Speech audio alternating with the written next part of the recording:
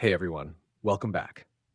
In this video, we're going to show you how to log into another account on Snapchat. If you're new here, hit the subscribe button for more helpful tutorials. I'll guide you through the steps, so let's get started. First, open the Snapchat app on your phone. Tap on your profile icon in the top left corner.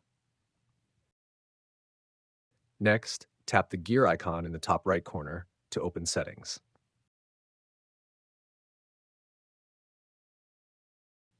Scroll down and select Log Out.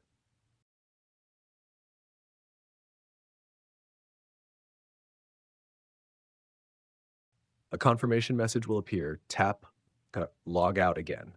Now you'll be taken back to the login screen. Tap Use Another Account. Enter the username and password of the account you want to log into. Tap Login and you're all set. If this video helped, like and subscribe for more quick tutorials. See you next time.